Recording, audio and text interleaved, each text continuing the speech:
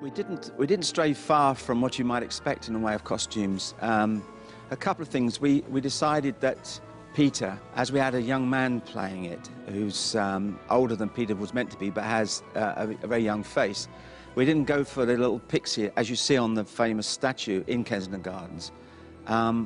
We made him more as if he's gone native.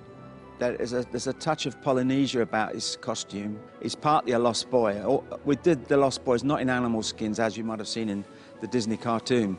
They are literally the rags of children's clothes from their own youth. They've just been allowed to play forever in them. We do it in the round, which is terribly important because children play in the round. If you think about kids playing in a playground, they don't line up and face one way. And from the very first moment of rehearsal, the first thing we did was tape out a 12-metre circle on the floor. And immediately that was very, very liberating, particularly for the big fight scenes, but also for all the Lost Boys, all the physical work they do on the floor, terribly useful. It was clear that the adaptation had to exist in this circular world.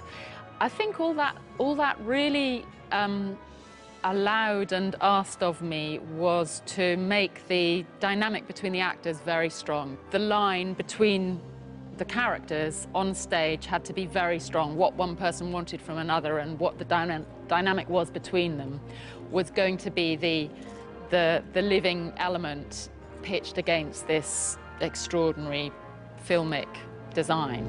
I think, like anything in theatre, you start with the specifics of the character. John, for example, is very brainy.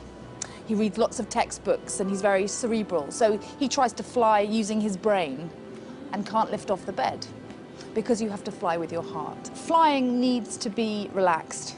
This is the thing. So we know when we prepare, when the cast prepare, it's all about having a strong core. Flying works best when you're going with CGI and you let the CGI take you on this journey.